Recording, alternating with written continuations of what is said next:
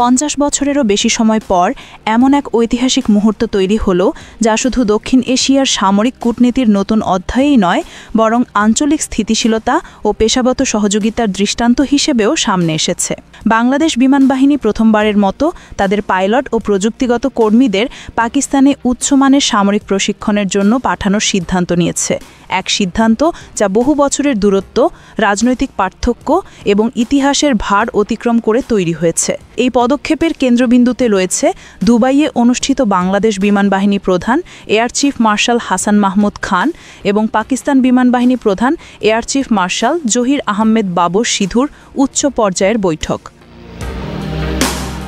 দুই দেশের প্রধান সামরিক নেতৃত্বের এই বৈঠক শুধু আনুষ্ঠানিক সৌজন্য নয়, বরং এটি ছিল ভবিষ্যৎ সামরিক সহযোগিতার খসড়া নির্মাণের একটি কার্যকর মঞ্চ।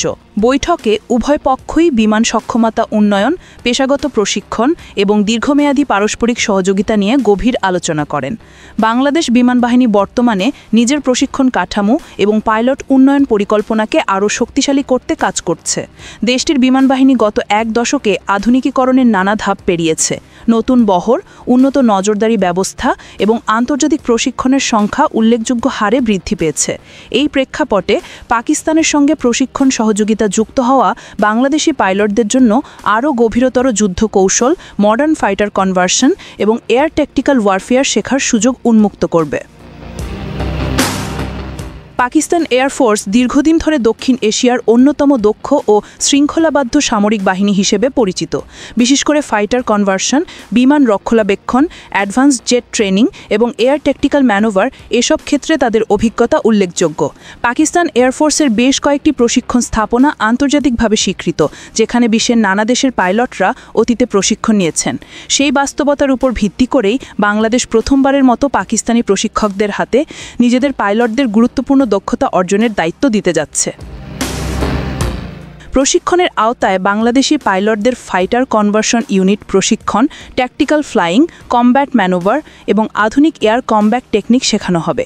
পাশাপাশি টেকনিক্যাল পার্সোনেলরা শিখবেন মেইনটেনেন্স প্রোটোকল, ইঞ্জিনিয়ারিং সাপোর্ট এবং এয়ারক্রাফট অপারেশনাল রেডিনেস প্রস্তুত করার আধুনিক পদ্ধতি।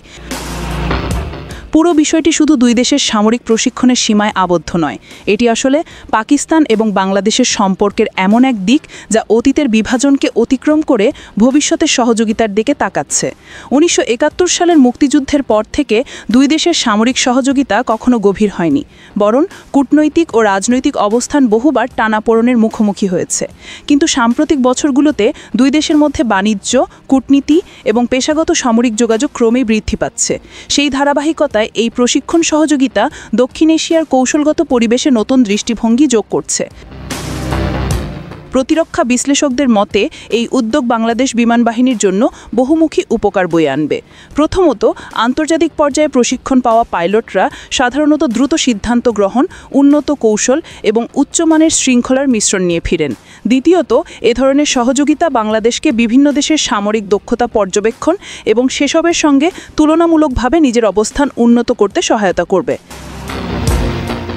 পাকিস্তানের সঙ্গে এই প্রশিক্ষণ উদ্যোগ সেই নীতিরই অংশ, কারণ এতে কোনো সামরিক জোট বা প্রতিরক্ষণমূলক বাধ্যবাধকতা নেই, বরং এটি একটি পেশাদার সামরিক বিনিময় যেখানে শেখা এবং দক্ষতা অর্জনই প্রধান উদ্দেশ্য। দুবাই বৈঠকের পর দুই দেশের বিমানবাহিনী জানায় পারস্পরিক শ্রদ্ধা, পেশাদার সামর্থ্য উন্নয়ন এবং আঞ্চলিক সহযোগিতার চেতনা থেকেই এই সিদ্ধান্ত নেওয়া হয়েছে। বাংলাদেশের পাইলটরা আন্তর্জাতিক মানের প্রশিক্ষণ পেলে দেশটির প্রতিরক্ষা বাহিনী আরও সমৃদ্ধ হবে, এ ব্যাপারে উভয় পক্ষই একমত। সব মিলিয়ে বলা যায় 50 বছর পর পাকিস্তানে বাংলাদেশি পাইলট পাঠানোর এই সিদ্ধান্ত ইতিহাসের নতুন দরজা খুলে দিল। এটি শুধু প্রশিক্ষণ নয়, বরং দুই দেশের সম্পর্কের নতুন বাস্তবতার প্রতীক, যেখানে অতীতের ছায়া পেছনে রেখে এগিয়ে যাওয়া হচ্ছে পেশাদারিত্ব এবং সহযোগিতার দিকে। সময় বলে দেবে এটি কতদূর সফল হবে, তবে এটি নিশ্চিত যে এই উদ্যোগ দক্ষিণ এশিয়ার সামরিক সম্পর্কের ইতিহাসে একটি উল্লেখযোগ্য মাইলফলক হিসেবেই থেকে যাবে।